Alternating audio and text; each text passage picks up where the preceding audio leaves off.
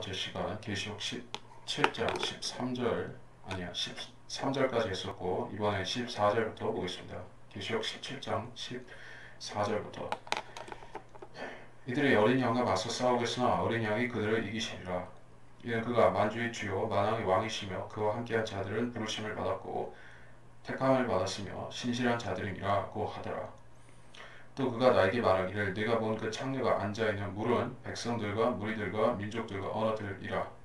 네가 그 짐승에게서 본 열불은 그 창녀를 증오하며 그녀를 패망시키고 벌거벗기며 그녀의 살을 먹고 그녀를 불로 태우리라. 이는 하나님께서 자신의 뜻을 이루시려고 그들의 마음을 일치시켜 그들의 왕국을 그 짐승에게 주도록 하셨음이니 하나님의 말씀이 이루어질 때까지니라. 내가 본 그 여자는 땅의 왕들을 다스리는 큰 도성이라고 하더라. 자, 이 14절에서 어린 양과 맞서 싸운다 라고 했습니다. 즉 바티칸 로마 카톨릭이 맞서 싸우는 대상은 궁극적으로 예수 그리스도인 것이요. 그 미사라는 것이 결국에는 예수님을 수만 번 다시 못 박는 것이죠. 십자가의 원수가 되는 것이죠. 어린 양의 원수가 되는 것입니다. 예수님은 다 이루었다. 카톨릭은 아직 진행 중인 것입니다.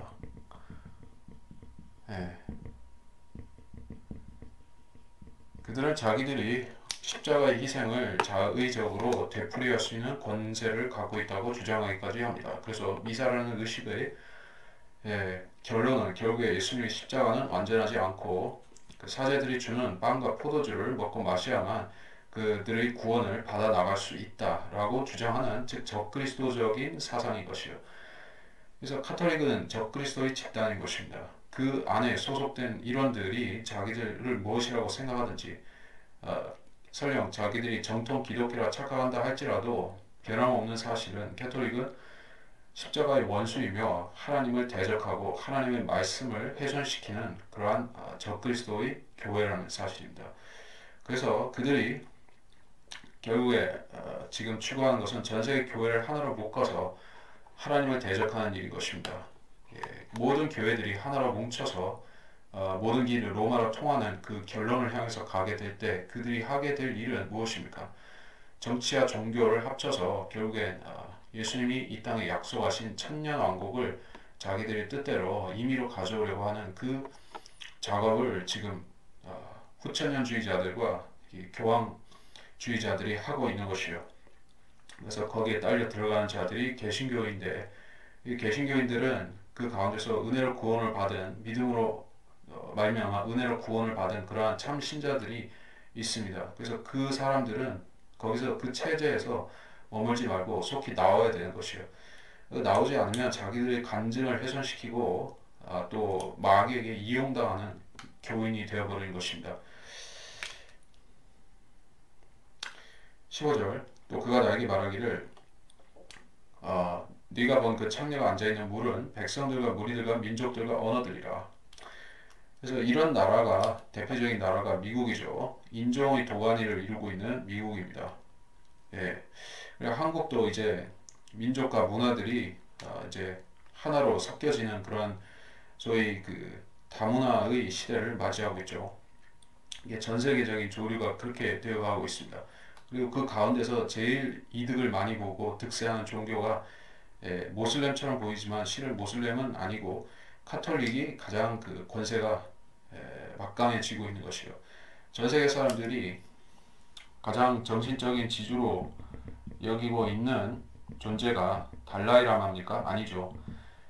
교황이죠. 교황은 이 땅에 그리스도 행세를 하고 있습니다.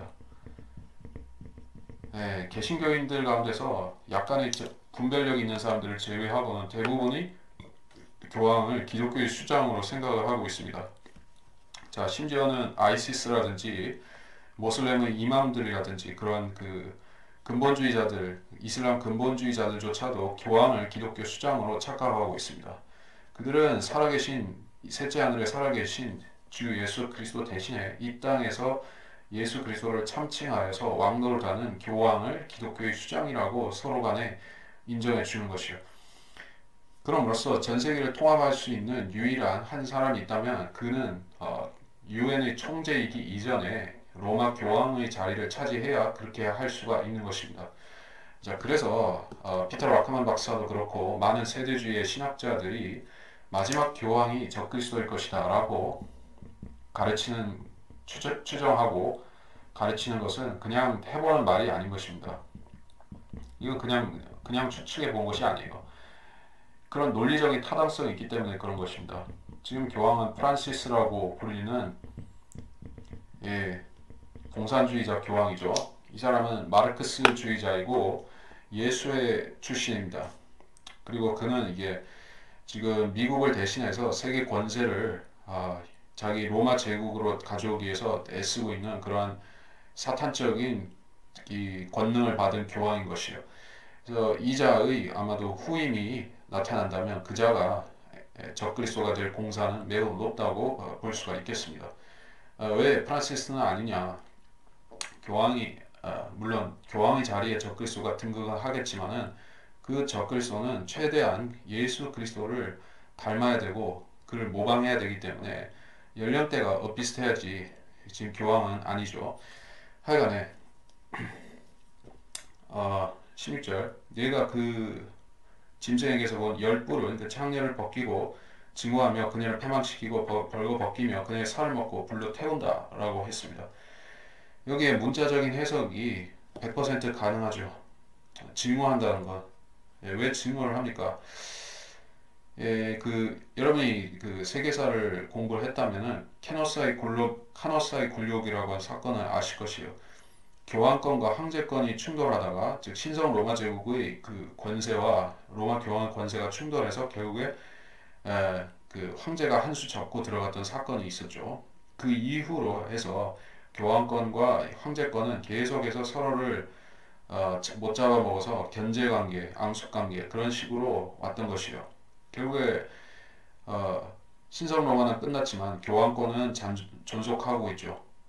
왜냐하면 교황은 종교를 장악하고 있기 때문에 그것이 가능한 것이에요. 그래서 정치는 영원하지 못하지만 종교는 영원하다라는 뭐 그런 통념도 있듯이 역사가 그렇게 된 것이에요. 그래서 열불이라는 것은 결국에는 정치적인 결사체, 왕국이죠. 왕국 나라 형태죠. 그리고 이 창녀라는 것은 결국에 뭐 실권을 갖고 있다기보다는 종교적인 역할을 담당하는 그러한 예, 종교의 제국이죠. 그래서 물리력으로서 말하자면은 사실은 카톨릭은 저기 독자적인 물리력이 없는 것이요. 그가 권세를 잡는 것도 교황권과 카톨릭의 권세가 확장되는 것도 결국엔 적그리스도에 의해서 그래 되는 것이지 그녀가 군사력이 있는 것이 아니에요. 그러니까 멸망시키기로 사탄이 작정하고 치면 이 카톨릭은 하루 만에 없어지는 것이에요. 근데 지금까지는 그렇게 되지가 않았죠. 세계 모든 나라들이 힘을 합쳐서 카톨릭을 공격하면 쓰러뜨릴 수도 있겠지만은 그렇게 되지 않았던 것입니다. 왜? 카톨릭이 EJ 같은 그런 전술을 써왔기 때문에 이 막시즘을 동원해서 그 자본주의를 견제하고 자본주의를 통해서 이 파시즘을 견제하고 이렇게 서로서로 물고 물리는 관계로 만들어 놓고 자기는 뒤에 빠져서 즐겼던 것이요. 근데 지금까지는 그렇게 되어 왔었지만은 마지막에는 모든 종교와 모든 국가가 하나로 합쳐지기 때문에 결국에 카톨릭 자체가 기댈 수 있는 언덕이 없다는 것이요. 숨을 그늘이 없습니다. 그때는 그야말로 최일선에 나와서 권세를 휘두르고 또 그만큼 위험도도 높아지는 것이요. 그래서 전 세계가 단합해서 카톨릭을 치게 될 때 그녀는 운명을 다하게 되는 것이다.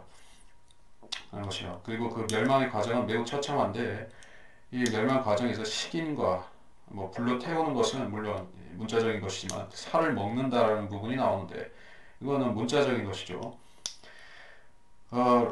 유대인들을 학살할 때 그렇게 할 것이요. 살을 먹을 것입니다. 카톨릭이 피 미사를 바치면서 그때 대환란 때 그렇게 할 것이요. 그러면 그 재단에서 예루살렘 성전을 비롯한 자기들이 성당의 재단에서 유대인들을 잡아서 피를 바치고 그 살코기를 가지고 사육제를 카니발리즘을 할 것이요. 그렇게 되면 결국 하나님께서 그걸 참으시다가 결국 그녀에게 똑같은 방식으로 갚아주신다는 것이요. 그래서 그녀의 사제들과 고위 성직자들, 즉 추기경이나 이런 자들이 전부 벌거벗겨지고 살인 오려져서 이렇게 이 괴물 같은 열 왕의 군대에게 먹히는 것이요. 거인들이죠. 그들은 자이언트, 거인들입니다. 그래서 그 무슨 영화에 나오듯이 거인 있죠. 그런 거인들. 실제로 하는 거인들이 있습니다. 지금은 이 세상에 표면적으로는 보이지 않지만 그런 거인들이 다시 등장할 것이요. 그들은 창세기에 활발하게 활동했었고 또 아, 다윗 왕 당시에도 존재하고 있었습니다. 그러나 지금은 이런 존재들이 지표면에 돌아다니고 있지는 않기 때문에 거인이라는 것은 신화나 전설이나 어떤 속담에 불과하다고 생각하게 된 것입니다. 그러나 우리가 분명한 사실은 성경은 어떤 신화도 말씀하고 있지 않다는 것입니다. 성경에 기록된 것들은 거인을 포함해서 또는 유니콘이라든지 뭐 하늘의 불말이라든지 이런 것들 가지고 다 실제를 이야기를 하고 있는 것이에요. 성경에는 신화나 전설이나 민담은 존재하지 않습니다. 모두 다 실제의 역사입니다. 17절 이는 하나님께서 자신의 뜻을 이루시려고 그들의 마음을 이치시켜 그들의 왕국을 그 짐승에게 주도록 하셨다. 자, 결국 적그리스도가 세계 통합을 하는 과정에서 이 카톨릭을 사용합니다. 카톨릭은 세계 종교 통합을 위해서 수단으로 사용되는 것이요. 자, 이 수단으로 사용되고 결국에는 사탄은 이 카톨릭을 버리는 것입니다. 용도 폐기 또는 토사구팽이라고 얘기를 하죠. 권모술수가 난무하는 한국의 정계에서는 토사구팽이라는 말이 참 익숙한 것입니다. 근데 사탄도 그렇게 종종 해왔었고 이제 적그리스도가 로마 카톨릭에 자행할 일도 결국 수단이 다하게 되면 용도 폐기하는 것이요. 항상 사탄은 자기 사람들을 그런 식으로 일회용으로 써먹는 것입니다. 사탄이 자기의 사람들을 아끼는 경우가 없습니다. 항상 그 속의 목적을 성취하고 나면 그들은 잔인하게 죽여버린다든지 아주 비참하게 몰락시키는 것이요. 사탄은 그런 것들을 즐기는 것입니다. 세디스트인 것이요. 그러나 하나님께서는 자기 성도들을 이유 없이 괴롭히지도 않으시고 또 쓸모없이 고통을 주시는 법이 없습니다. 하나님께서는 반드시 의도가 있어서 고난을 허락하시는데 즉 욥의 경우와 같이 하나님께서 연단하시고자 하는 목적을 이루면 갚아주시는 것이요. 근데 사탄은 인간을 괴롭히는 것 자체가 그 하나의 본질적인 목적이기 때문에 그는 자기 목적을 이루기 위해서 충성된 종조차도 이제 필요 없어지면 버리는 것이요. 17절 하나님께서 자신 뜻을 이루시려고 그들의 마음을 일치시켰다. 자, 이 세상 군주들의 마음이 하나로 되면 세상이 군주들이 또는 세상 자체가 하나가 되면 하나님을 대적하죠. 세계화는 하나님을 대적하는 것입니다. 그것은 즉 그 빌라도와 헤롯의 그 예수님을 죽일 때의 그 제휴를 맺었던 것을 보더라도 세상이 하나로 뭉친다는 것은 이제 불길한 신호가 온 것이요. 즉 세상이 이제 하나님을 대적하기 위해서 하나로 모이는구나 하는 것입니다. 세상 왕들은 원래는 육신적인 상태에 있기 때문에 자기들끼리 서로 싸웁니다. 죽이고 전쟁하고 계속해서 분쟁하지만 어느 순간에 즉 사탄이 또 하나님께서 그들을 결정적으로 하나로 모으신 때가 오면 그들은 단으로 묶여져서 심판에 넘어가야 되는 것이요. 그것이 대환란의 상황입니다. 그래서 적그리스도의 진정한 세계 통합은 캐톨릭이 제거되어야지 가능합니다. 캐톨릭은 하나의 그 과도기적인 사탄의 제국인 것이요. 사탄의 궁극적인 그 완성 형태의 제국은 자기가 직접 숭배받는 것이죠. 자기가 기독교라는 틀을 갖추고 그 뒤에서 숨어서 경배받는 것은 사탄에게 성에 차지 않습니다. 물론 지금은 사탄이 거짓 교회들을 세워놓고 즉 그리스 정교라든지 로마 카톨릭이라든지 이런 제도 교회들을 거짓을 세워놓고 그 기독교의 형태 뒤에 숨어서 자기가 경배를 받고 있습니다. 그러나 사탄이 궁극적인 원하는 것은 자기가 직접 자기 자신으로서 숭배를 받는 것이요. 그렇게 하려면 적그리스도가 모든 종교를 통합해야 되고 그 종교를 자기한테 돌려야 되죠. 근데 카톨릭이 그렇게 할까요? 카톨릭은 카톨릭의 야심이 있고 자기들이 그 과거에 휘둘렀던 권력에 대한 또한 향수가 있는 것입니다. 그래서 그것을 만족시키려고 하지 적그리스도에게 완전히 충성하지는 않는 것이요. 그러니까 이 약간 자기들의 이익을 노린 서로의 공생 관계라고 볼 수가 있는 것이죠. 상부상조 그런 관계 있지 카톨릭이 적그리스도를 완전 충성하지는 않는 것입니다. 그래서 그는 결국엔 제거될 수밖에 없다. 18절 내가 본 그 여자는 땅의 왕들을 다스리는 큰 도성이라. 지금 그렇다 또 앞으로 그렇다는 얘기죠. 땅의 왕들은 뭐 대통령이라든지 주지사라든지 수상, 총리 그러한 세상의 모든 왕들과 통치자들을 지금 누가 다스린다? 바티칸의 그 수장이 다스리고 있다는 것이요. 아니 그것이 진짜 가능한 일인가 이러면 생각할지 모릅니다. 지금같이 세계화되고 다각화된 사회에서 그렇게 할 수가 있습니까? 세상은 그렇게 넓지 않은 것이요. 또 복잡한 것 같지만 또 단순한 것입니다. 이 세상의 영적인 진영은 두 가지밖에 없습니다. 하나님의 진영과 사탄의 진영이 두 가지밖에 없는데 사탄의 제국을 차지하고 있는 그 진영은 결국 로마 카톨릭이 중심축을 이루고 있는 것이요. 그래서 어느 쪽 진영에 속하느냐에 따라서 사람이 보는 시각이 틀려집니다.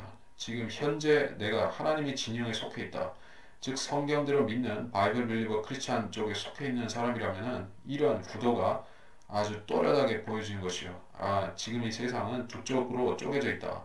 한쪽은 하나님의 편, 예수님의 편, 또 다른 쪽은 사탄의 편인데 그 멤버들이 누구인지에 대해서도 알 수가 있는 것이요. 그래서 이 창녀는 그 세상을 다스리는 것이요. 물질 세상을 다스리는 총본부 역할을 하는 것입니다. 이제 18장으로 넘어가겠습니다. 18장 1절 이 일들 후에 내가 보니 또 다른 천사가 큰 권세를 가지고 하늘에서 내려오는데 땅이 그 영광으로 환하여지더라. 그가 큰 음성으로 힘있게 외쳐 말하기를 큰 바벨론이 무너졌도다 무너졌도다 마귀들의 거처가 되었고 온갖 더러운 영의 소굴이요 모든 더럽고 가증한 새의 소굴이로다. 이는 모든 민족들이 그녀의 음행으로 인한 진노의 포도주로 취한 까닭에 땅의 왕들이 그녀와 더불어 음행하였고 또 땅의 상인들은 그녀의 사치 풍요함으로 부유하게 되었습니다 라고 하더라. 지금 18장은 무척 길죠. 제가 어쩌면 이번 시간에 다 못 마칠 것 같습니다만은 이만큼 중요한 비중을 차지하고 있습니다. 계시록에서 이렇게 분량적으로 긴 장은 이제 18장 정도일 것이요. 워낙에 중요한 내용입니다. 얼마만큼 중요한 내용인가? 지금 인류 역사 가운데서 2000년의 그 신약 시대 그리고 그 신약 시대 가운데서도 한 과반수 이상을 점하고 있는 권세가 있으니 그것이 바로 로마 카톨릭인 것이요. 그야말로 인류 역사에서 하나님의 공적으로서 아주 중요한 역할을 수행하고 있는 유사 기독교 집단이 카톨릭이죠.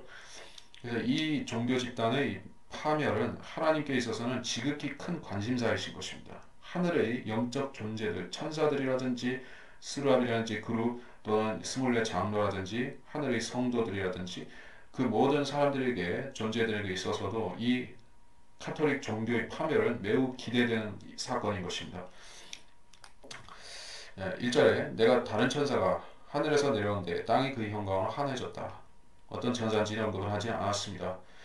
그런데 이 천사가 하는 역할은 카톨릭의 파멸을 선언하는 일인 것은 확실한 것 같습니다. 그래서 2절에서 이미 심판받은 것을 이야기를 하고 있습니다. 심판을 지금 전경으로 놓고 얘기를 하고 있는 것이요. 앞서 17장 16절에서 멸망했었죠. 그래서 그 부분을 지금 되풀이해서 얘기를 하는 것이다 하는 얘기예요. 18절은 그렇게 확대 조명해서 다시 17장을 이야기를 하고 있습니다. 큰 바빌론이 무너졌다 이렇게 얘기를 하고 있는데 어떻게 무너진 것인가? 마귀들의 거처가 되었다. 온갖 더러운 영의 소굴, 더럽고 가증한 새의 소굴. 이 세 가지 모두 같은 얘기죠. 마귀들이 곧 더러운 영들이고 더럽고 가증한 새들이 즉 그 마귀나 더러운 영을 비유적으로 얘기하는 것이죠. 그래서 악령의 소굴이 되었다는 것이요. 원래 로마가 그런 도시였습니까? 거기도 그리스도인이 있었고 교회도 있었죠. 로마서가 쓰여질 당시에는 그곳에 순수한 크리스찬들이 있었던 것이요. 그러다가 세월이 지나니까 거기에 사탄의 그 비밀결사 조직이 거기 생기고 나서부터 이상하게 된 것입니다. 점점 타락의 과정을 밟아온 것이요. 이 도성, 큰 바벨론 도성인 바티칸, 로마도 한 번에 타락한 것이 아니라 길고 긴 타락의 과정을 밟은 것이요. 그래서 속담에 추락하는 것은 날개가 없다라든지 뭐 그런 속담이죠. 그래서 파멸이라는 것은 한번 시작되면 처음에는 느리지만은 점점 가속도가 붙어서 결국에 그 종착 지점에 가서는 무서운 속도로 그 굴러 내려가는 것이요. 그래서 바티칸이 지금도 그런 상태에 있습니다. 거기 가보게 되면은 온갖 이교도들의 옛날에 그 우상 숭배 도구라든지 또는 우상들 자체가 거기에 곳곳에 알박기를 하고 있죠. 이집트에 있어야 될 오벨리스크가 저 워싱턴 DC에도 있을 뿐더러 바티칸에도 세워져 있는 것을 우리가 보죠. 기독교하고 상관이 없는 것들인데 그렇습니다. 그리고 베드로의 상이라고 알려 동상이 맞죠?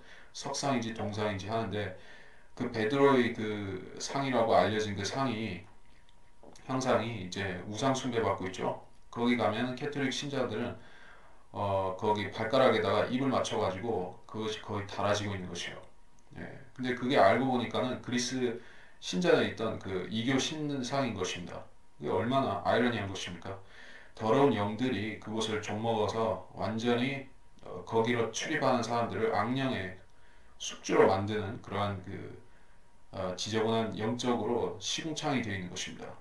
많은 사람들이 로마에 가면은 거룩한 기운을 받고 오는 것 같이 생각하죠. 성지순례 간다고 하고 바티칸에 간 사람들은 참 그 정신이 가출된 사람들이라고 볼 수가 있겠죠. 가면 마귀 들려서 오는 것입니다. 뭐 물론 예루살렘도 지금은 영적으로는 똑같은 상태에 있습니다. 영적으로 소돔과 이집트 그렇게 되어 있지만은 바티칸은 그보다 훨씬 심한 것이요.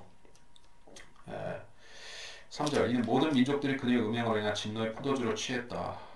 취한 까닭에 땅의 왕들이 그녀와 더불어 음행하였고 땅의 상인들은 그녀의 사치 풍요함과 부유하게 되었다. 모든 민족들이 진노의 포도주로 취했다. 자, 이것은 분명히 그리스도의 희생을 되풀이한다고 가르치는 그들의 피의 미사, 그 피의 사역제 미사를 분명히 말하고 있는 것입니다. 진노의 포도주는 용의 독이며 그것은 그리스도의 피를 상징하는 순수한 새 포도주와는 상극을 이루는 것입니다. 그것은 세상을 교만으로 취하게 만들고 또 후천년주의로 취하게 만드는 독약인 것입니다. 그들은 세상 왕국들을 하나로 묶어서 그리스도를 대적하게 만드는 미친 생각을 품게 만드는 그러한 진노의 포도주입니다. 그 생각에 젖어들고 취한 사람들이 바로 유럽의 지도자들이요, 한국의 지도자요, 일본과 미국과 러시아의 지도자들과 그 외 아프리카 나라들의 지도자들과 전 세계가 다 이런 진노의 포도주를 마신 것입니다. 그래서 그들은 유엔이라는 그러한 허울 좋은 명목 아래 모여서 항상 하나님을 대적하고 하나님의 땅과 하나님의 백성과 하나님의 말씀, 성경을 대적하는 일을 지금까지 자행해 오고 있는 것이요. 그것이 전부가 아니라 땅의 왕들이 그녀와 더불어 음행하였다. 자, 이것은 영적인 음행을 가리킨다는 것을 알 수 있죠. 이 창녀는 그 종교 단체를 가리키는 것이기 때문에 이 음행도 종교적인 음행이죠. 땅의 왕들과 카톨릭의 관계, 어떤 서로 간의 관계를 가지고 있습니까? 한켠에서는 대립이 있었죠. 전쟁도 있고 대립도 있었지만 한켠에서는 야합이 이루어졌죠. 이 야합이 실질적으로 이루어졌을 때 카톨릭은 중세 암흑시대를 가져왔던 것입니다. 그때는 왕들이 전부 카톨릭의 똘마니 노릇을 했던 것이요. 자기들 백성보다도 카톨릭을 더 챙기고 그 더 숭상했던 때가 있었습니다. 그런데 지금은 어떠냐? 내놓고 그렇게는 못하지만은 실질적으로는 그런 일들이 많이 자행이 되고 있습니다. 종교적인 음행은 가진 형태로 나타납니다.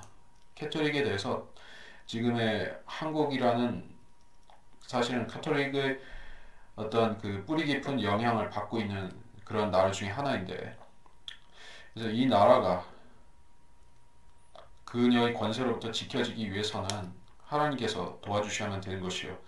지금까지는 성경들을 믿는 사람들이 이 나라에서 많은 활동들을 통해서 복음을 전파하고 진리 지식을 지속적으로 가르치고 증가함을 통해서 그녀의 권세가 이 한국 땅에서 확장되는 것을 계속해서 저지하는 역할을 해왔었지만은 이것도 한계가 있는 상황인 것입니다. 이 로마 카톨릭은 자기들이 원하는 목적을 이루기 위해서는 전쟁, 세계 대전 또는 대량 학살, 기타 모든 잔혹한 방법까지도 다 주저없이 사용을 합니다. 예수회가 그런 식으로 세계 정치를 움직여 왔었죠. 그리고 지금은 캐톨릭이 자체가 예수회의 수장이 담임하고 있기 때문에 더욱더 좋게 되어 있습니다. 그래서 한국에서도 전쟁을 일으키기 위해서 이 캐톨릭이라는 집단이 세계 무기상들과 결탁해서 한국이라는 나라에도 이제 핵전쟁을 가져오기 위해서 부단히 노력을 하고 있습니다.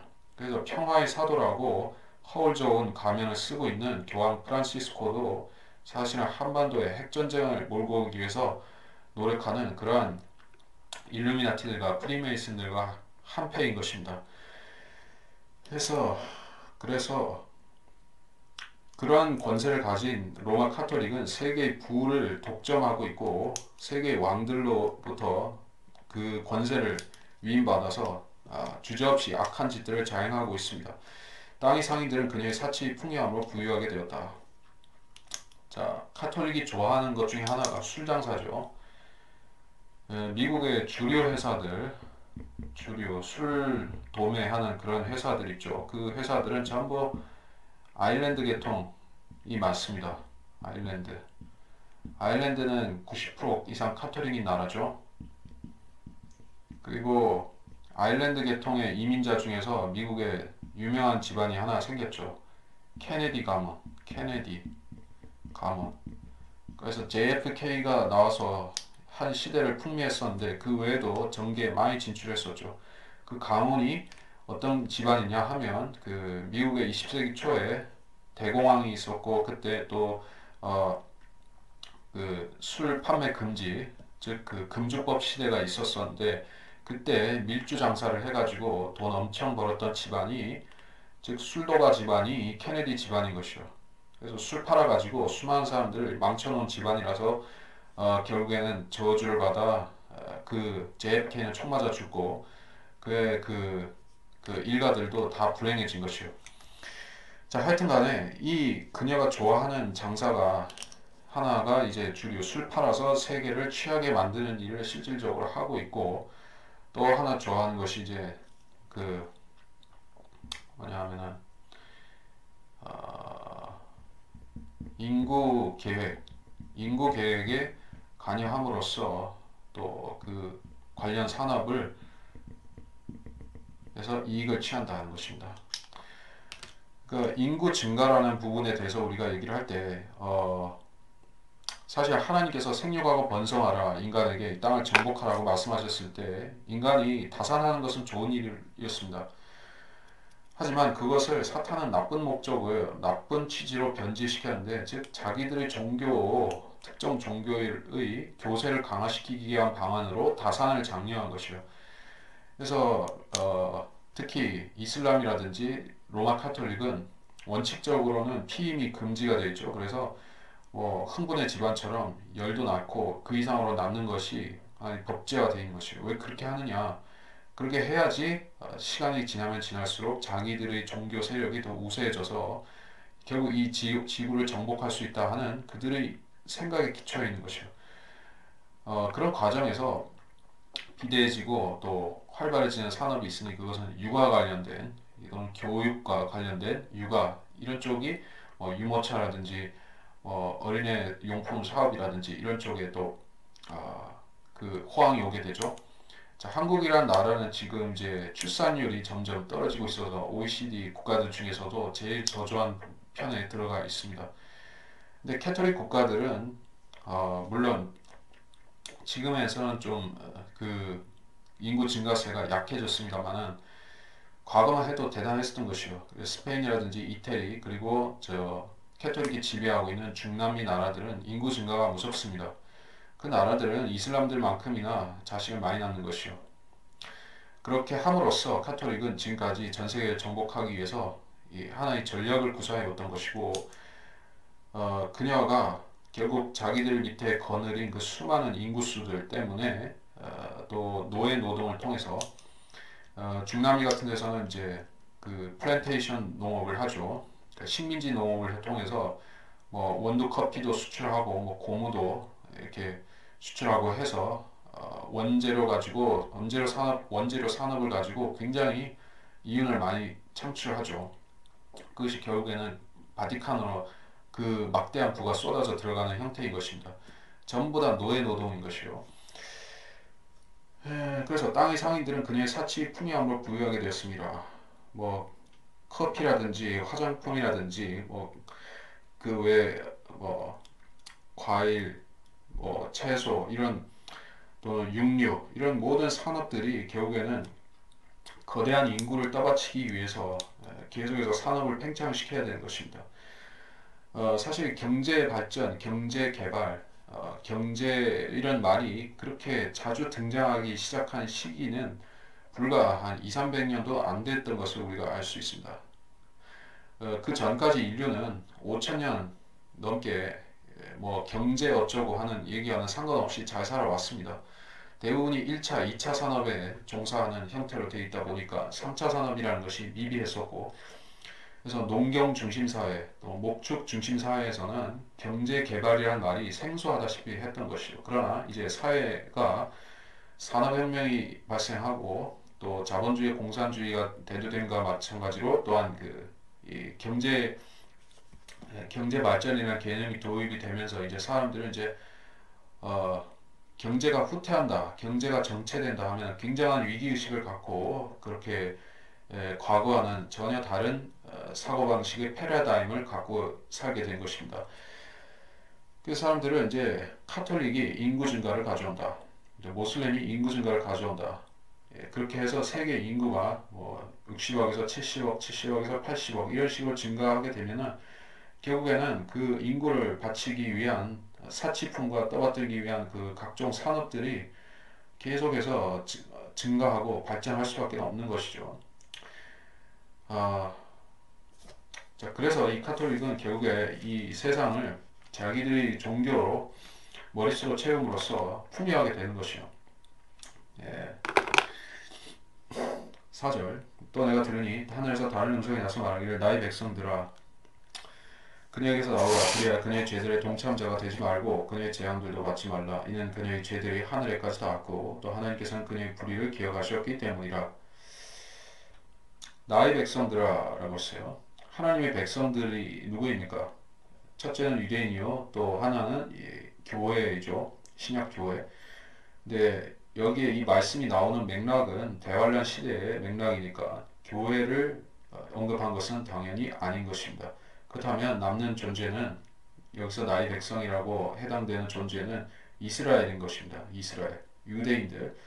자, 왜 유대인들이 이 창녀 교회에 속하면 안 되는 것인가? 그들이 7년 평화 조약을 맺고 적그리스도를 수용하면서 적그리스도의 그 적그리스도의 세계 지배 도구인 카톨릭과도 결탁을 하게 될 것입니다. 지금 바티칸 같은 경우에는 어떤 포지션을 취하고 있냐 하면은 유대인들을 적대시하는 쪽에 서 있습니다.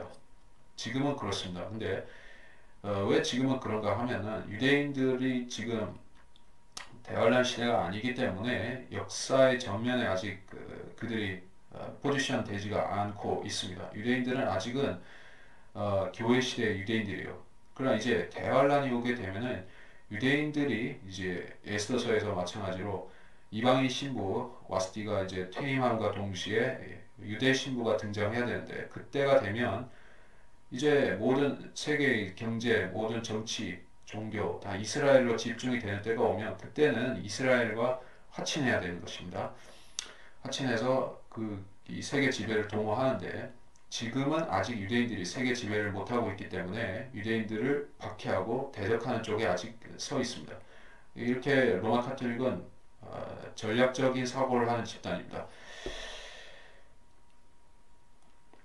자, 그래서 나의 백성들아, 유대인들아, 그녀에게서 나오라.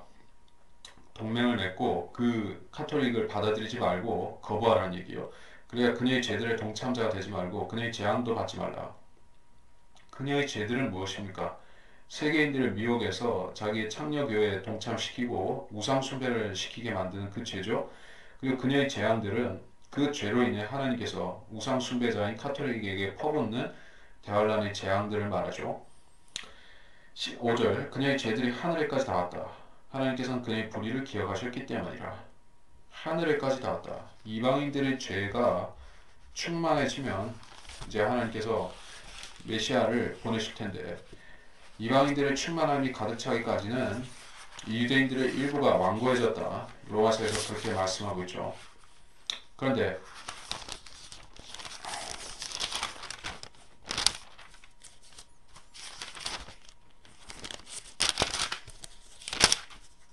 로마서를 지금 찾아서 좀 볼까 합니다.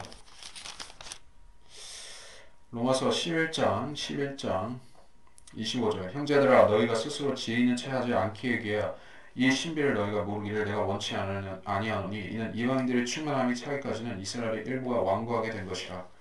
여기 이방인들의 충만함이라고 했을 때 이것은 이방인들이 이 바벨탑을 다시 짓고 세계를 하나로 모으기 위해서 하는 그런 악한 일들이 이제 충만해지고 또 종교통합이 완성되는 그런 충만함을 얘기하는 것입니다.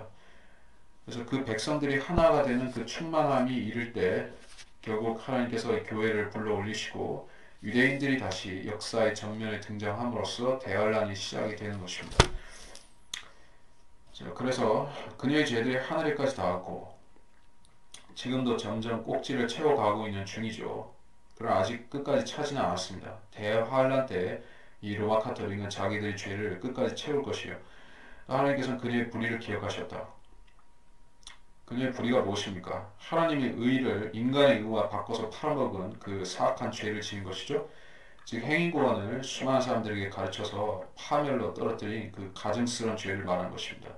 카톨릭은 자기들이 칠성사를 통해서 교회의 순복함을 통해서 구원을 받으라고 또 로마 카톨릭이라는 특정 종교 집단에 소속되어야지 지옥에 안 간다고 속여서 수억 명을 타락시키고 멸망시킨 그러한 가증스러운 죄를 지었기 때문에 그 불의를 하나님은 기억하셨다가 지옥에 가서 이 캐톨릭을 원망하고 있는 수많은 사람들이 원망을 담아서 한꺼번에 그녀를 심판하시는 것입니다. 6절 그녀가 너에게 준 만큼 그녀에게 되돌려주라. 그리고 그녀가 행한 것을 따라 2배로 갚아주라. 그녀가 채운 잔에도 그녀에게 2배로 채워주라. 그녀가 자신을 영화롭게 하고 즐기며 산 만큼 그녀에게 고통과 슬픔을 주라. 이는 그녀가 마음에 말하기를 나는 여왕으로 앉아있고 가부가 아니로다. 그러므로 내가 결코 슬픔을 당하지 아니하리라고 하였기 때문이니라. 그래서 너희에게 준 만큼이라고 하고 있는데 이것은 물론 우리 이 시대의 크리스찬들도 우리의 믿음의 조상들은 암흑시대의 조상들은 그런 부당한 처분을 받았었지만은 그걸 되돌려주라라는 의미로서 뭐 적용을 할 수도 있겠지만은 여기서 보다 직접적으로 말씀하시는 것은 대환란 때 로마 카톨릭이 유대인들을 적대시하고 박해하고 죽이고 하는 그런 것들을 되돌려주라는 것이요. 유대인 환란 성도들을 괴롭히고 죽인 것을 갚아준다는 얘기예요. 그녀가 행한 것을 따라 2배로 갚아주라. 자, 2배라는 그 원칙은 이제 재림과 관련되는 이게 항상 2배가 등장합니다. 욥기에 결말에서 욥은 자기 소유물들을 2배로 다 돌려받았었죠. 자식들은 똑같은 숫자로 다시 부활시켜서 받았지만은 그가 이전에 소유했던 것들은 다 2배가 되었습니다. 그래서 악인들한테도 2배로 주겠다 하는 것이 이게 재림 때 주님께서 이렇게 심판하시고 갚아주신다는 그런 맥락에서 하시는 얘기인 것이요. 그녀가 채운 잔에도 그녀에게 2배를 채워주라. 자, 세상을 미혹하고 정신 못 차리게 하고 단일 세계 정보라든지 뉴에이지라든 그런 식으로 세상을 미혹하고 정신 못 차리게 혼란에 빠뜨렸던 그 혼란에 그녀가 휘말려 들어가서 똑같이 앞뒤 분간 못하고 넘어지게 만들어라. 그렇게 하는 것이요. 7절 그녀가 자신을 연합게 하고 즐기며 산 만큼 그녀에게 고통과 슬픔을 주라. 이는 그녀가 마음에 말하기를 나는 여왕으로 앉아있고 과부가 아니로다. 그러므로 내가 결코 슬픔을 당하지 아니하리로다. 고 하였기 때문이라. 그녀가 자신을 영화롭게 하고 즐기며 살았다. 자, 그리스도인들은 자기를 기쁘게 하는 삶이 아니라 하나님을 기쁘시게 하는 삶을 살아야 되죠. 자기를 기쁘게 하는 사람은 육신적인 사람인 것입니다. 예, 자기 만족이 더 중요한 사람. 또 마귀적인 것이 있는데 마귀적인 것은 우상 숭배와 관련이 되는 것이요. 우상 숭배는 육신적인 것이기도 하지만 보다 그 마귀들인 사람들이 하는 마귀짓인 것이요. 물론 세상적인 사람들은 자기 만족을 추구하기도 하지만은 이 명예라는 것을 보다 그 차원 높은 욕망을 추구하면서 사탄의 교만을 따라가는 것이요. 이 육신적인 사람들은 마귀적이고 교만하기도 합니다. 자, 그래서 결국 이 창녀 교회에 속한 사람들이 상태가 이렇다는 것이요. 라오디케아인들의 상태와 크게 다르지가 않죠. 자신을 영원하게 하고 즐기는 그러나 벌거숭이 임금님 같은 상태에 있는 그런 자들인 것입니다. 나는 여왕으로 앉아있고 과부가 아니로다. 여왕이라는 말이 등장했습니다. 자, 카톨릭은 자신의 여왕이라고 일컫는데 왜 그러냐 하면 퀸 오브 헤븐이 있기 때문이죠. 하늘의 여왕이 있습니다. 카톨릭에서는 그것을 마리아라고 예수님이 모친 마리아라고 주장하는데 실은 성경에서는 여자 마귀인 것이요. 예레미야서에 나오죠. 그리고 그 어디에 스가랴서에도 아마 나올 것이요. 여자 마귀인데 이게 신으로 수함받는 존재로 지금 실질적으로는 카톨릭에서는 하나님이 자리에 들어가 있습니다. 그래서 여왕이란 말은 그런 의미를 마리아 숭배를 함축하고 있다고 볼 수도 있겠습니다. 과부가 아니로다. 자, 이게 하나님의 어머니라고 불리는 이 카톨릭의 마리아 여왕은 이제 하나님이 와이프가 있다는 물론 있지만은 하나님의 아내는 이스라엘이죠. 이스라엘. 성부를 말하는 것이죠. 성부 하나님의 아내는 이스라엘이고 성자 하나님의 아내는 신약 교회죠. 자, 이게 성경적인 것입니다. 그런데 카톨릭에서는 이제 이런 거는 싹 다 빼버린 것이에요. 신약 교회가 하나님의 아내고 이런 것에 대해서는 얘기를 안 하면서 오히려 하나님의 아내를 마리아로 만들어 놓은 것이에요. 그 참 가증스러운 그런 그 다신교의 그 개념을 접목시킨 것이죠. 다신교에서는 신이 신을 낳고 이게 신이 신을 낳는 과정에서 여신이 그 존재가 부각이 되는데 마리아는 여신이 아니죠. 인간 가운데서 죄성을 그대로 가지고 있는 인간 가운데서 단지 성령께서 잉태하기 위한 하나의 그 순수한 도구로서 쓰신 것이죠. 근데 캐톨릭에서는 마리아를 실질적으로 여신의 지위에 올려놓고 다신교에서 말하는 남신과 여신과 또 그런 자식신과 이런 식으로 관계를 그려놓은 것이요. 그래서 다시 말해서 이제 카톨릭은 자기들이 이제 하나님의 어머니 또는 하나님의 아내를 자기들이 신으로 숭배하기 때문에 기독교보다도 자기들이 더 온정이 많고 더 인정이 많고 그런 종교라고 더 어머니의 따스함이 있고 이런 종교라고 사람들한테 미혹을 뿌려대는 것입니다. 그래서 사람들이 이제 기독교는 남성적인 종교요, 캐톨릭은 좀 여성적인 종교요 이런 느낌을 갖죠. 왜냐하면 여신 숭배가 있기 때문에 그런 것입니다. 여신 숭배. 카톨릭의 사제들은 왠지 남성성이라고 하는 것이 거세된 그런 존재들처럼 보여지죠. 목소리도 되게 이렇게 중성적으로 나오죠. 그게 다 이유가 있는 것입니다. 8절 이로 인하여 그녀의 재앙들이 하루 만에 닥치니 죽음과 슬픔과 기근이요 또 그녀를 불로 완전히 태워주리니 이는 그녀를 심판하시는 주 하나님은 강하시기 때문이라. 하루 만에 닥친다라고 했습니다. 이것은 어떤 전쟁이라기보다는 순식간에 닥치는 아니 쓰나미처럼 재앙이 몰려와서 순식간에 끝장내고 만다는 것이요. 그러니까 이 이방인의 무리들이 또는 열 왕의 군대의 무리가 홍수처럼 몰려와서 이 도성 바티칸을 하루 만에 거덜낸다는 것입니다. 이 대환란 전 3년 반 때 이 바티칸은 세계에서 첫째로 부유한 도성이 될 것이요. 대환란 후 3년 반이 되면 이 바티칸은 세계에서 두 번째로 부유한 도성이 될 것입니다. 첫 번째는 예루살렘이 될 것이고, 왜냐하면 적그리스도가 거기다가 본부를 다시 차리기 때문에.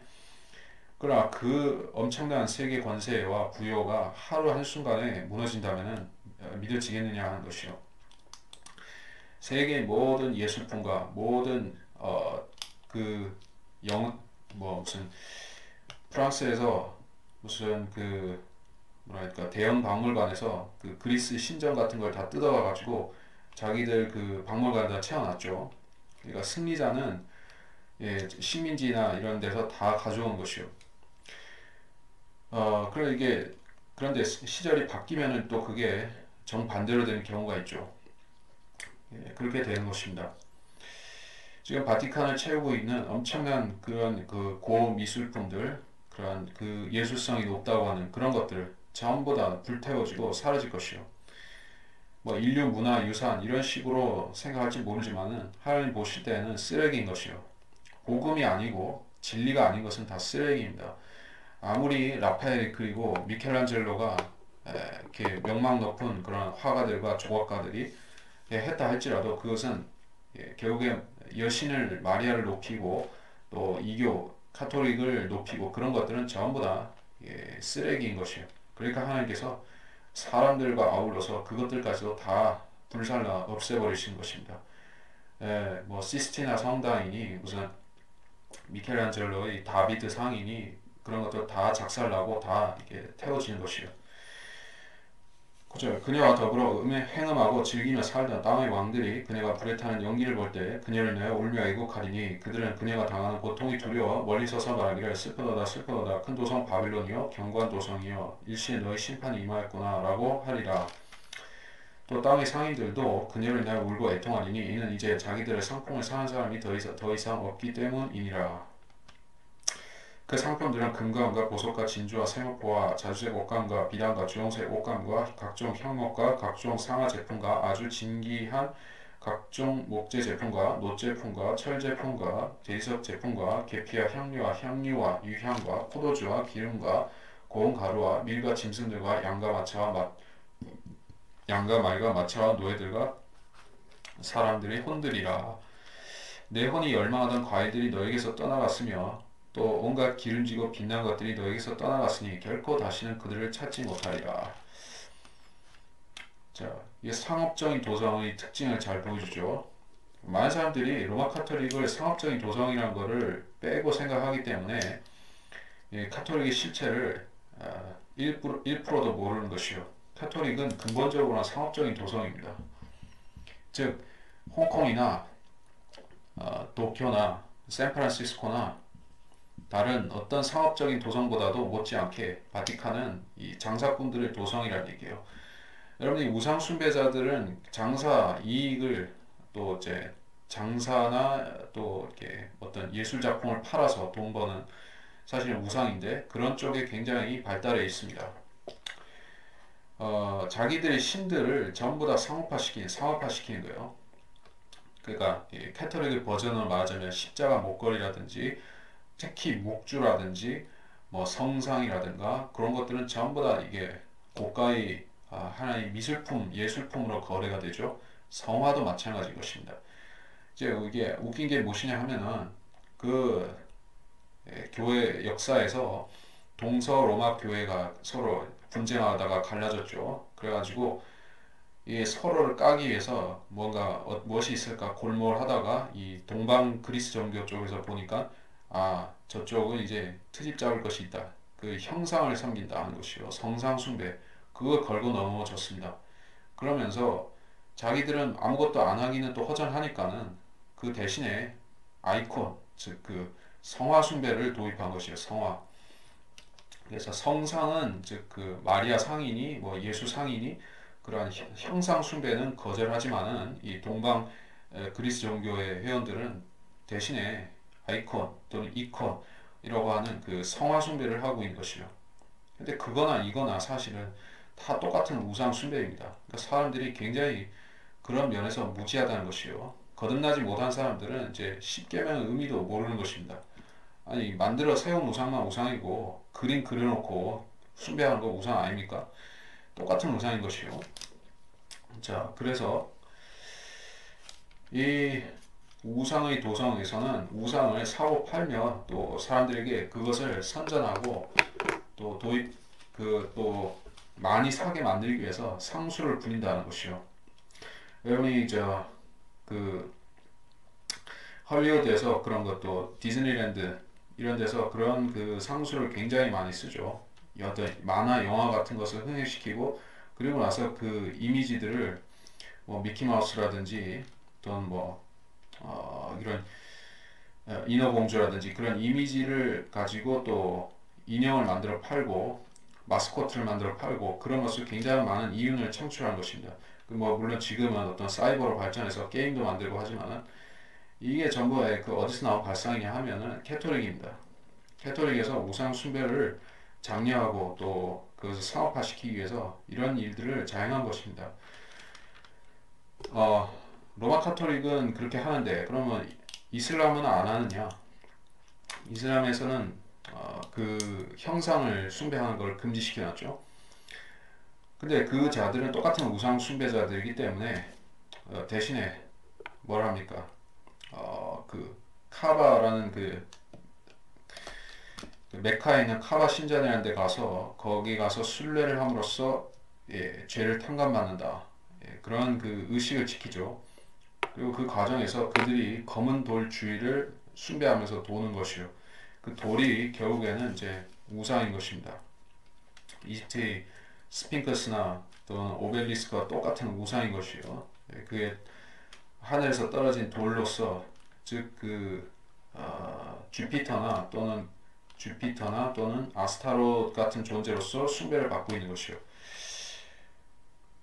상품들을 쭉 보자 하면 이 상품들은 지금 또 고가로 취급되는 사치품에 속한 것들이라는 걸 알 수가 있죠. 금은 보석은 물론 마찬가지고 진주, 세마포, 고급 옷감들 그리고 향목, 상하 제품들 이거는 집안을 이렇게 꾸미는 사치품들이라고 볼 수 있겠고 목재, 노 제품, 철 제품, 대리석 제품 전부 다 마찬가지로 수집해서 집안을 채우는 물건도 있죠. 계피, 향료, 향유, 유향, 포도주, 기름, 고운 가루, 사치성 식료품들.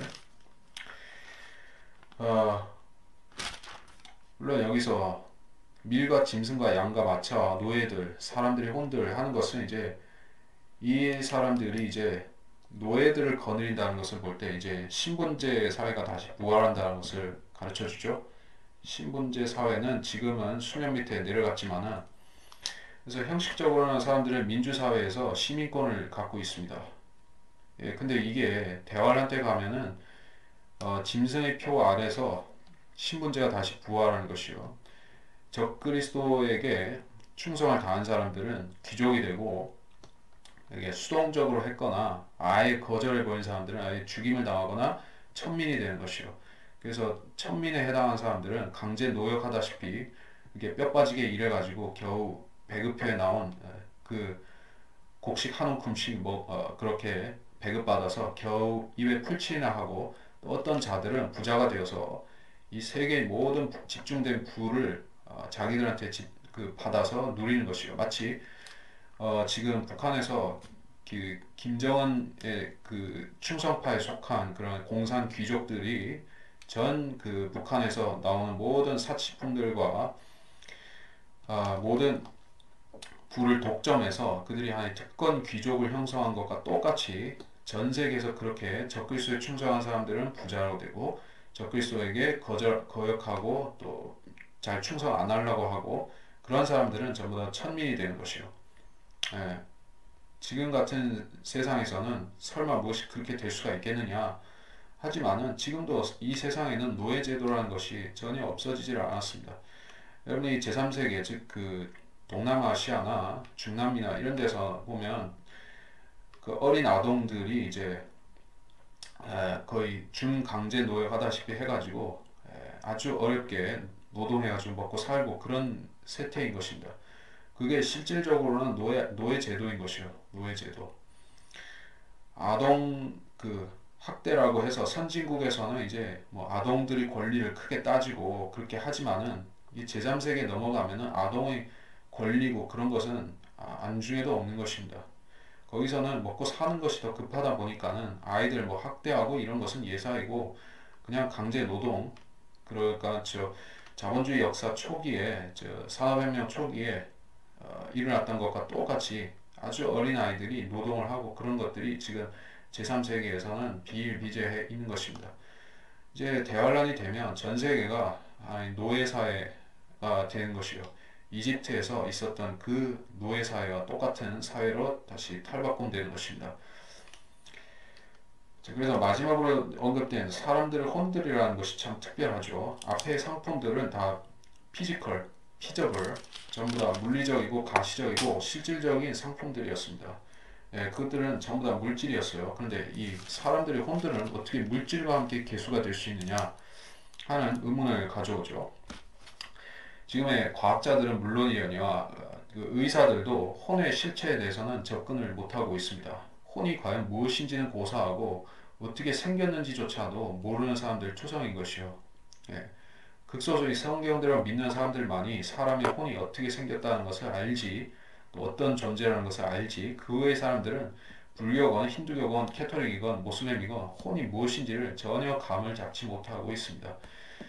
혼은 사람의 눈, 코, 귀, 입, 팔, 다리 똑같은 형태를 가지고 있고 사람의 감각을 오감각을 그대로 가지고 있는 단지 영적인 존재로서 사람 안에 있는 것입니다. 사람과 완전히 똑같이 생겼고 그 사람을 몸의 형태로 채우고 있는 것이요. 사람이 죽게 되면 혼이 빠져나가죠. 무슨 연기처럼 나가는 게 아니라 사람 형태로 된 혼이 나가는 것이요. 그리고 혼이 지옥에 가게 되면 그는 살아있는 것과 생시와 똑같은 감각을 가지고 그 유황불 속에서 고통을 받게 되는 것을 우리가 누가복음 16장 거지 나사로와 부자에 관한 그 이야기에서 우리가 또 확인이 가능합니다. 자, 그래서 14절 네 혼이 그래서 이 이유가 무엇이냐 사람들이 혼들이 왜 언급이 되느냐 사실 이 상업적인 도성인 바빌론 큰 바빌론 바티칸은 그래도 명목상의 기독교 아니겠습니까? 바티칸은 그래도 기독교를 자처하죠. 자처한다는 얘기입니다. 기독교를 자처한다면 그들의 1차적인 존재 목적은 영혼 구원이 되어야 되겠죠. 실제로도 그렇게 주장을 합니다. 그러나 그들의 관심사 중에서도 제일 마지막이 영혼 구원인 것이요. 사실 혼의 구원인 것입니다. 왜 그렇게 되는 것이냐? 그녀는 상업적인 도성이요, 정치적인 도성이요, 세상 권세를 장악하는데 가장 공을 들이고 있기 때문에 그렇습니다. 캐톨릭에 가면 구원 문제를 얘기하기란 좀처럼 쉽지가 않습니다. 또 얘기한다 할지라도 아주 모호하게 나중 가보면 어떻게 알 수 있다는 식으로 하지 지금 구원을 받으라든지 어떤 확신을 가지라든지 예수님을 믿으라든지 그런 얘기 자체를 하지 않는 것이요. 사람들이 지옥에 가는 것에 대해서 전혀 관심이 없습니다. 이렇게 말하면 개신교의 목사들 가운데서도 찔려야 되는 사람들이 수두룩할 텐데 신부들이나 교황들이나 추기경들이 영혼, 또 혼의 구원에 대해서 무관심한 것과 거의 비슷하게 많은 한국의 교회 목사들, 대형 교회 목사들도 돈 세는 것에 대해서 여념이 없지.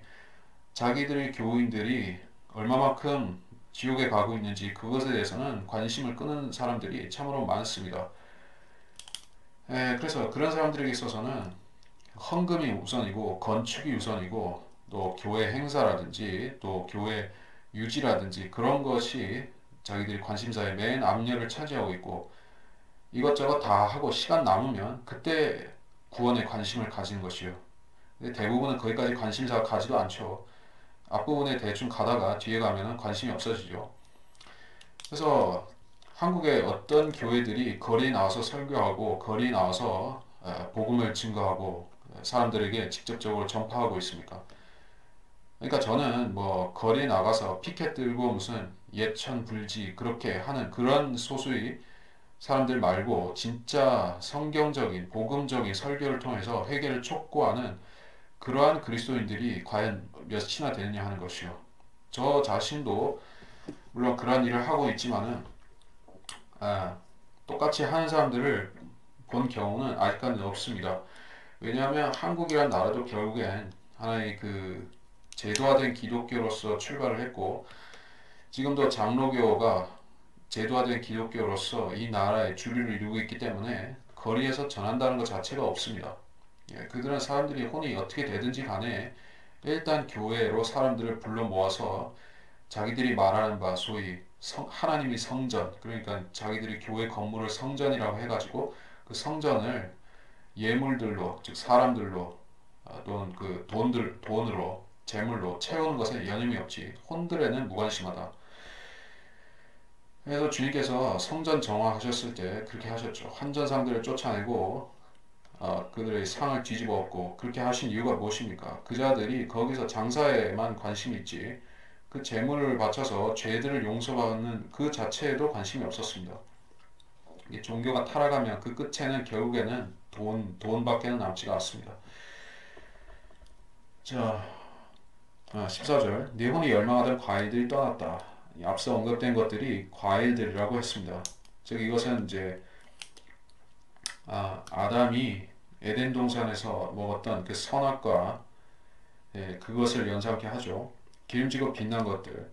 자, 행위를 그 구원의 근거로서 가르치는 종교들은 겉으로 보일 때에는 빛깔번쩍하고 화려합니다.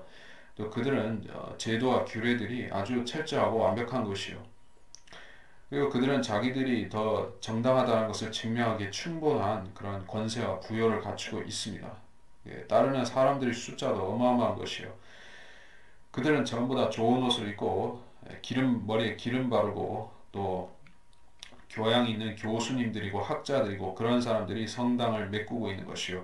또 대형 교회들과 제독 교회들을 메꾸고 있는 것입니다. 참으로 빛나고 아름다운 광경이 아니겠습니까? 많은 하나님께서는 그것이 결국 다 떠나버릴 것이라고 말씀합니다. 왜? 불의한 재물은 그 자고새의 알같이 되어버리기 때문에 그렇습니다. 지금의 교회 시대에는 사람들이 교회를 크게 짓고 하나님 말씀에 상관이 없이 교회 크게 짓고 교세를 크게 늘리면 자기들이 자기들의 배를 기쁘게 하는 것을 추구하는데 시간이 좀 더 지나 보면 사람도 흩어지고 재물도 없어지면 남는 것은 진리도 아닌 자기들 그 육신적인 흔적밖에는 남지가 않는 것입니다. 자, 초대 교회가 있었던 자리에는 전부 돌무더기만 남았습니다. 이 마지막 때의 라오디케아가 떠나간 자리에는 무엇이 남을까 참으로 볼만하지 않을까 합니다. 몇몇 건물들과 웅장한 그런 교회 첨탑들과 쓸데없는 사치스러운 장식물들과 또 고가의 앰프들과 그런 것들만 남을 것이요.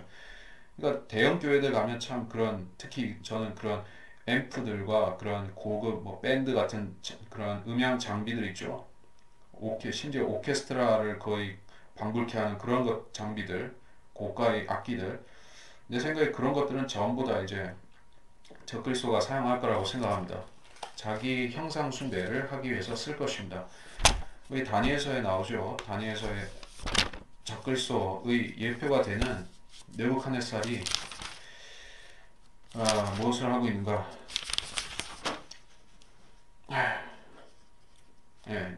다니엘 3장 다니엘 3장 5절 어느 때라도 너희가 뿔나팔과 피리와 하프와 사베카와 솔토리와 널시모와 모든 악기 소리를 들으면 엎드려 느부갓네살이 왕이 세운 금상에게 경배하라. 자, 세상의 이 모든 악기들은 사람의 유흥을 위해서 만들어지는 것이지만 결국에 마귀가 다 썩는 것이요.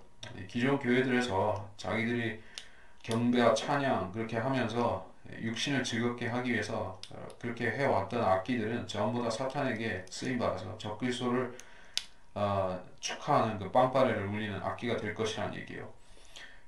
그러니까 이 지상에서 우리가 성경들을 믿는 교회가 할 일은 1차적으로는 하나님께 영과 진리로 경배를 드리고 또 이 지상에서 다른 교회들이 자기들의 책임을 안 함으로써 발생하는 그러한 경배의 공백, 그 공백을 메꾸는 것도 해야 되지만은 이제 진리 지식을 전파해서 사람들이 이 마귀 교회인 카톨릭에서 빠져나올 수 있도록 유도하는 것이요. 그런 일을 할 수 있는 사람이 누가 있습니까? 성경대로 믿는 사람들. 그 사람들이 우리 바른 하나님의 진리 말씀, 한글 킹제임스 성경을 가지고 싸워서 그 해내야 되는 일인 것입니다. 그만 자 그래서 계속 보겠습니다. 15절 그녀로 인해 치부한 이런 상품들이 상인들이 무서워하면서 통곡했다. 자, 이 상인들은 일종의 그 지금의 마약상이라든지 마피아라든지 술 장사라든지 뭐 도박, 카지노, 갬블 뭐 이런 쪽의 사람들이 전부 다 포함이 됩니다. 어, 결국에 로마 카톨릭이라는 체제가 있기 때문에 지금 그 전 세계가 자본적으로는 유대 자본이 한편에서는 지배하고 또 다른 쪽에서는 카톨릭이 예수회를 통해서 공작해서 전 세계를 자기 편으로 끌어오고 이러면서 자기들끼리 이권을 논아먹는 식으로 돌아갈 수가 있습니다. 그래서 대환란 때도 일시적으로는 한 그 후 3년 반의 어떤 기간까지는 그런 타협이 이루어져서 서로 간에 이제 영토 분쟁을 안 하다가 한 번에 이제 카톨릭을 멸망시켜버리는 그 재앙이 일어나니까 결국에는 이 세상 장사꾼들이 뭘 팔아먹을 수가 없습니다. 예, 뭐냐면은 이제 종교라는 것은 장사꾼들한테는 이제 노다지 판인 것이요. 종교인들이 있어야지 장사꾼들이 장사를 해먹고 살 수가 있습니다. 종교가 없으면 그러니까 무슨 그 무신론 세상에서는 참 그렇죠. 무신론 세상에서는 종교를 금지하다 보니까 사람들이 이제 무슨 뭐 영을 즐겨야 되는데 즐길 게 따로 없다는 얘기예요. 그러니까 결국에 음악이라든지 뭐 또는 그 공연이라든지 프로파간다 영화, 선전 영화 이런 쪽으로 집중이 되죠. 어, 그게 이윤이 그렇게 많이 창출이 안 됩니다. 예. 그러니까 궁극적으로 인간은 종교심을 어딘가에 그 해소를 해야 되는데 어떤 종교적인 순환을 해야지 그 사람이 이제 만족하고 살 수가 있는데 그걸 못하게 하니까 사람들이 계속 욕구 불만인 상태로 있는 것이요. 예. 그러니까 뭐 담배라든지 술이라든지 그러니까 욕구 불만인 사람들 이 공산주의 세상에서 욕구 불만에 차서 있는 그 사람들한테는 술 담배가 낙이죠. 근데 이 자본주의 세상에서는 이제 종교는 허락이 되죠. 물론 그 허락되는 종교 자체는 성경적인 것도 아니지만 그러니까 사람들이 이제 종교에 탐닉하다 보면은 종교에 몰입하다 보면은 예, 그, 그 캐톨릭에서는 그래서 사람들에게 있어서 그 어떤 금욕적인 부분을 가르치기도 하지만 역설적으로는 쾌락주의를 조장한 것이요. 이 세상에서 생의 모든 문제들은 캐톨릭에게 위임하고 살면 된다. 즉 요람에서 무덤까지. 예. 영국이라든지 뭐 지금 북유럽의 많은 나라들이 요람에서 무덤까지 그런 식으로 돼 있죠. 이 사람들이 모든 것을 태어나서부터 죽을 때까지 나라가 전체 다 이 소셜 웰페어로 다 보장을 해주다 보니까는 따로 신경 쓸 게 없습니다. 그냥 이 한 세상 마약 맞고 뽕 맞고 이제 술 처마시고 담배 피면서 마리아나 피면서 그렇게 한 세상 불태우다 가는 것이요. 그 사람들은 그래도 다 나라에서 이제 돈도 대주고 약값도 주고 마약값도 주고 뭐 또 다 주니까는 그렇게 살 수가 있는 것이요. 그러니까 얼마나 좋은 세상이에요. 그런 그 생각 없이 사는 사람들한테는 이게 이런 세상을 누가 만들었냐? 캐톨릭이 했다는 것이요. 그렇게 함으로써 사람들을 즉 빵과 서커스에 몰입시켜 놓고 자기들은 그 뒤에서 세계 지배 계획을 마음 놓고 진행시키는 겁니다. 그렇게 하던 이 바티칸 도성이 결국에 급격한 파멸을 맞았습니다. 슬프도다 슬프도다 세마포 자주색과 주홍색을 옷 입고 금과 보석과 진주로 단장한 큰 도성이여 세상에 이런 도성이 없었습니다. 얼마나 화려하고 웅장했던지 예, 이 도성은 1000년 동안 이제 세상에서 예루살렘을 대신하는 역할을 해왔었고 지금도 그렇게 하려고 합니다. 구약 이스라엘 종교를 카피해서 응용한 종교가 바티칸입니다. 그들은 유대인 제사장들을 흉내낸 사제들과 추기경들과 교황을 갖고 있습니다. 그리고 그들은 이제 이집트에서 가져온 그 앵크 십자가를 가지고 자기들이 이교 숭배를 그리스 신화와 중동 신화를 짬뽕한 그러한 그 이교 신화를 가지고 기독교화 시켜서 사람들이 그 종교를 통해서 공급받으면서 물질적으로도 그렇고 정신적으로도 노예화 상태로서 살게 만드는 것이요. 세상을 마취시켜서 온 세상 사람들이 그녀를 중간 매개체로 두고서 장사도 하고 먹고 살고 그렇게 직업에 종사하고 만들었었는데 이제는 사라지는 것을 보고 세상 사람들 자체가 적응이 안 되는 것이요. 너무나 깊숙이 젖어들어 있었기 때문에 이제 적응이 안 됩니다. 과거 몇십 년 전만 해도 신용카드라는 것보다는 것이 거의 없다거나 생소했었고 사람들이 이제 캐시를 쓰거나 이제 현물을 교환하면서 살았었죠. 근데 이제 현금 없는 사회가 점점 이제 다가오고 있는 것을 아시죠? 아직은 있지만은 이제 조금 더 지나면은 비트코인이라는 형태로 이제 시작이 된 것이 이제 전자화폐가 본격화되고 신용 카드라는 형태도 이제 귀찮다고 이제 무슨 칩을 가지고 한다 뭐 그런 얘기도 있지만은 어쨌든 사람들이 과거로 돌아간다고 하면 얼마나 이제 그 자체가 이제 싫겠어요. 쇼킹하겠어요. 지금 그 신용카드 가지고 편하게 이제 상거래도 하고 먹고 살고 하던 그 사람들한테 이제부터는 그런 거 다 없애지고 다 없애고 물물 교환하면서 살아야 돼. 이제부터는 현금도 없어. 물물 교환 사회로 돌아간다 하면 사람들 미치고 팔짝 뛸 것이에요. 적응 못하고 자살하는 사람도 나타날 것입니다. 마찬가지인 것이에요. 바티칸이라는 도성이 전 세계를 다 지배하고 사람들을 길들여 놨는데 그게 사라지면은 사람들이 이제 환경에 적응이 안 돼서 미쳐버리는 것이요. 여러분도 그렇게 돼 있을 것입니다.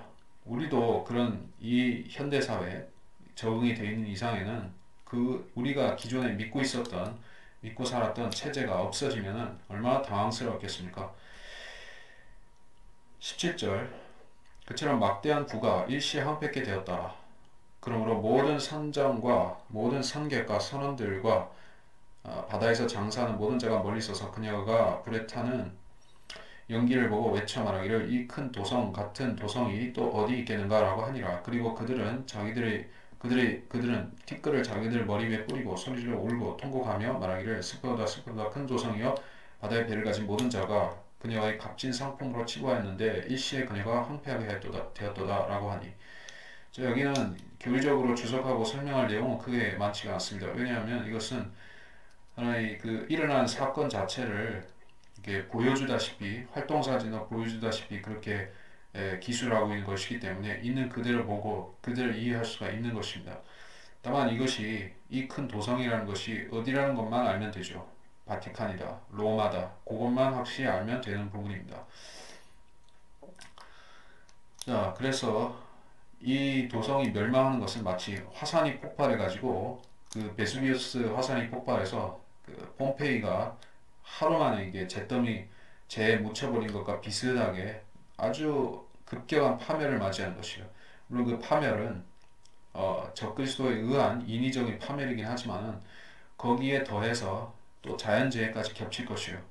여기서는 이제 불에 타는 그것을 얘기를 하면서 이게 도성이 앞서 16장에서 세 부분으로 갈라지고 16장 19절에서 바빌론이 큰 지진이 나서 갈라지고 무너지는 그것도 나왔었죠. 그러니까 이 18장에서 17장 16절에서 살을 먹고 불로 태운다 이것과 함께 또는 그것과 조금 시차를 두고 이 지진이라든지 이런 자연적인 파멸이 같이 오는 것이요. 그래서 이 도성이 완전히 사람에 의해서 학살당하고 또 자연재해에 의해서 더블로 파멸을 당하는 것이요. 그러니까 철저하게 황폐하게 되는 것입니다. 20절 너 하늘과 너희 거룩한 사도들과 선지자들이여 그녀로 인하여 기뻐하라. 이는 하나님께서 그녀에게 너희 원수를 갚아주셨기 때문이로다 라고 하더라. 그러자 한 힘센 천사가 큰 맷돌 같은 돌을 들어 바다에 던지며 말하기를 큰 도성 바빌론이 이처럼 세차게 던져져서 결코 다시는 보이지 아니하리라. 또 하프 타는 자와 음악하는 자와 피리 부는 자와 나팔 부는 자들의 소리가 결코 다시는 네 안에서 들리지 아니할 것이며 어떤 공예에 종사하는 장인일지라도 다시는 네 안에서 찾아볼 수 없을 것이며 맷돌 소리도 결코 더 이상 내 안에서 들리지 아니할 것이라.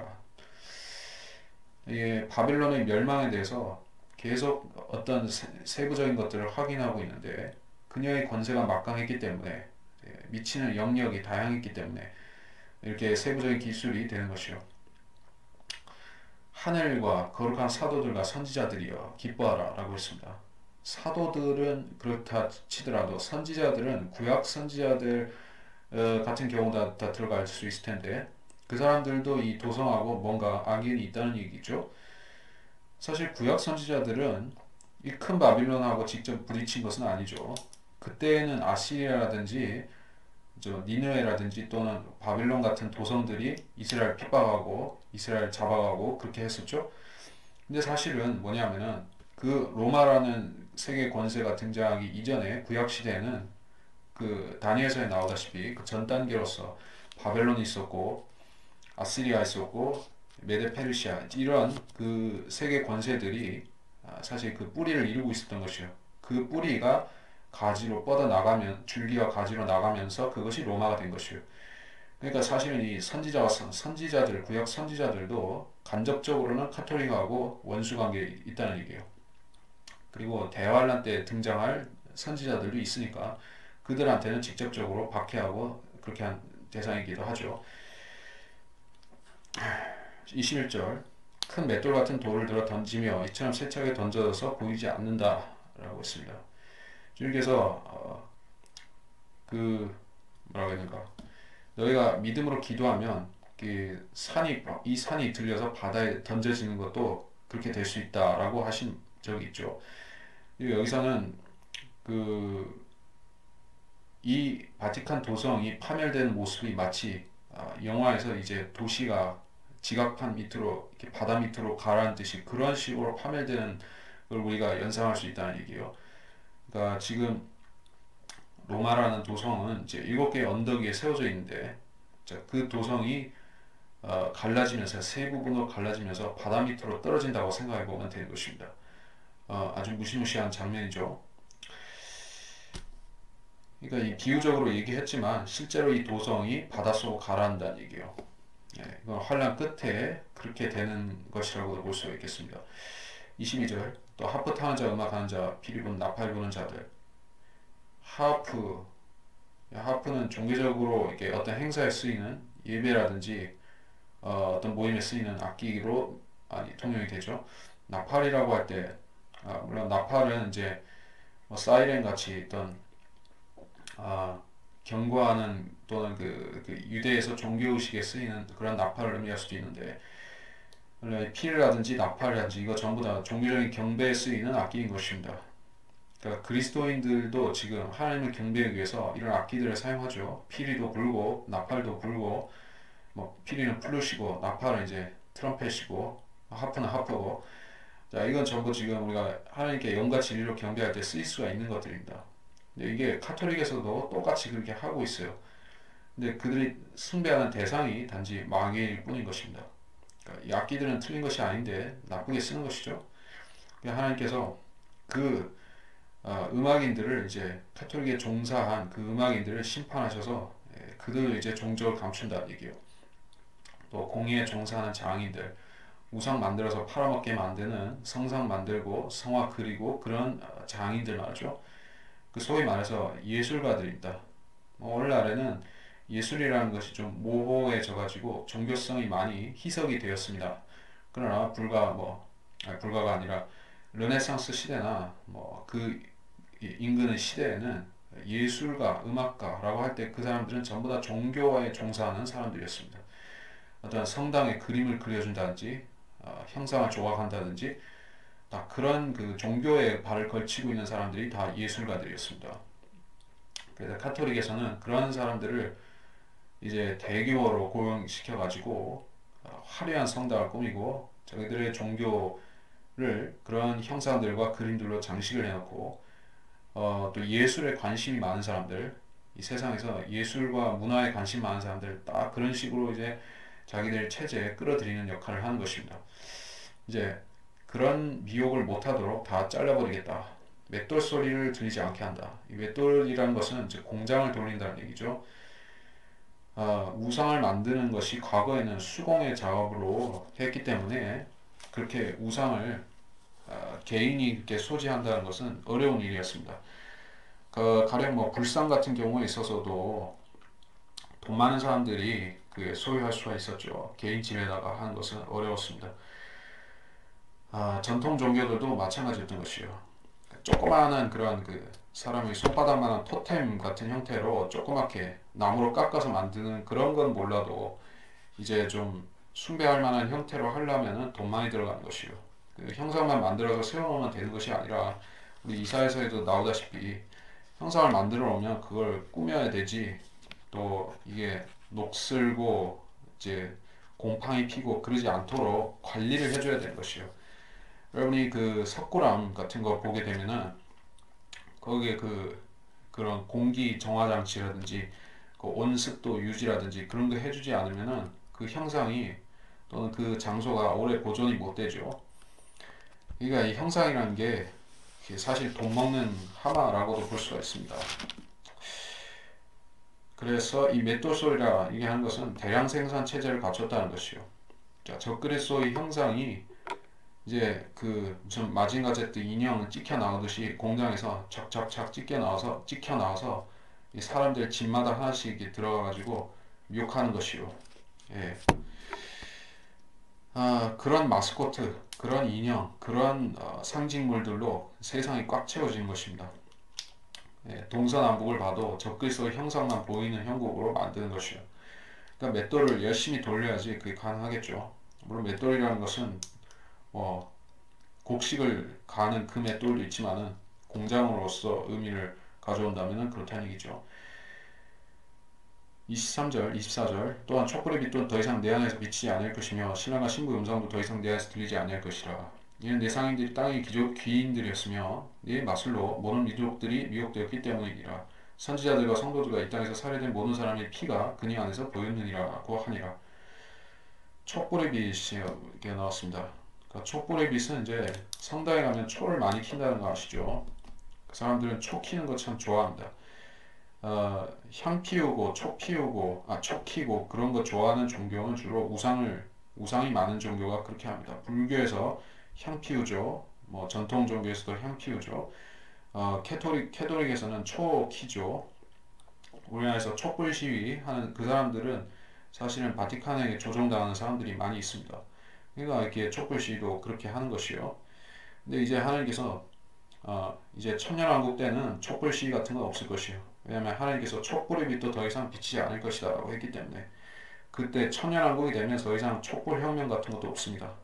웃자고 하는 얘기인지 모르지만 신랑과 신부의 음성도 들리지 아니할 것이니라.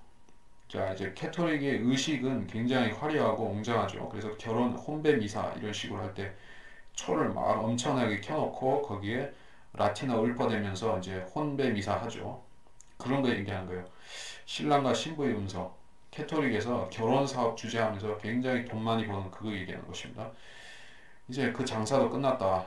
혼인 대행업도 끝났다. 네 상인들이 땅의 귀인들이고 네 마술로 모든 민족들이 미혹되었다. 상인들이 땅의 귀인들이래요. 이게 참 특별한 거죠. 상인이 귀족이에요. 예전에 그 피렌체 같은 또는 베네치아 같은 데서는 상인들이 귀족이었습니다. 저희 유명한 메디치 가문 있죠. 그 가문은 장사꾼 집안인데 귀족이 되어서 도시 국가를 통치했습니다. 이게 우리나라에서는 산업공상 해가지고 상인 하면은 좀 천한 부류로 이렇게 취급을 했었는데 유교에서는 그렇지만은 이제 이게 그 서구권에서는 이게 상인들이 출세해가지고 이 세상 정권을 장악하면서 상인들이 귀인이 되었습니다. 지금까지 그런 시대가 이어지고 있습니다. 한국에서 재벌 2세, 재벌 3세들이 귀족들이죠. 뭐 예전같이 뭐 판사, 검사 뭐 이런 사람들은 지금도 그 사람들은 귀족 대접을 받기는 하지만은 그 사람들이 결탁해가지고 자기들 권세를 누리기 위해서 결국엔 이 상인들하고 협정을 맺어야 되죠. 손을 잡아야 되죠. 그렇기 때문에 이게 윈윈 하기 위해서 결국에는 서로 귀족인 것입니다. 그리고 그 밑에 일반 평민들은 전부 다 이들에게 종사하는, 그럼 이를테면 뭐 종살이들, 종이나 노비 같은 처지인 것이요. 상인들이 귀인들이다. 예. 지금은 이 세상은, 현재의 세상은 상업주의, 자본주의가 무역이 이제 세계를 먹여 살리고 있기 때문에 상인들이 통치하는 세상입니다. 유대인들도 지금 유대 재벌들로서 세상을 지배하고 있는 그런 원리를 얘기하는 것이요. 근데 마술로 모든 민족들이 미혹됐기 때문이라 마술이라고 했습니다. 마술은 사실 약물을 쓰는 것이 실질적인 마술입니다. 마법사들, 마술사들, 점쟁이들은 전부 이게 약물 복용하고 나서 그 점을 칩니다. 그 일종의 그 헤시스나 저 아편 같은 마약을 하고서 그들이 점을 치는데, 예, 그 캐톨릭의 신부들이 술 좋아하죠. 그리고 담배 좋아하죠. 왜냐하면 그 중독 효과라든지 니코틴의 그런 환각 효과 있죠. 그런 거를 해야지 이 사람들이 이제 그 어떤 신비 의식을 수행할 수 있기 때문에 그렇게 하는 것이에요. 그게 마술입니다. 사람들을 비이성적이고 맹목적인 어떤 중독으로 이끄는 것, 종교적인 중독도 그렇고 약물적인 중독도 그렇고 전부 다 이 마술인 것이요. 그런 민족들을 미혹하고 있습니다. 24절 하고 마치겠습니다. 선지자들과 성도들과 이 땅에서 살리는 모든 사람의 피가 보였다. 모든 사람의 피가, 즉 카톨릭은 마지막까지 그리스도인들, 즉 이 시대 그리스도인들 뿐만 아니라 환란 시대의 환란 성도들을 박해하는 주역이 될 것이요. 환란 중반에 엄청난 사람들이 목베임 당하죠. 다 카톨릭이 그 사탄의 주구가 돼가지고 그렇게 할 것이요. 그 심판을 먼저 받을 것입니다. 그래서 적그리스도보다 앞서서 지옥으로 내려갈 것이요. 이 도성과 거기에 속한 권세자들, 종교인들 전체가, 캐톨릭 종교인들 전체가 산채로 어, 지옥에 꺼지듯이 그렇게 내려갈 것입니다. 그래서 이번 시간은 여기서 마치겠습니다.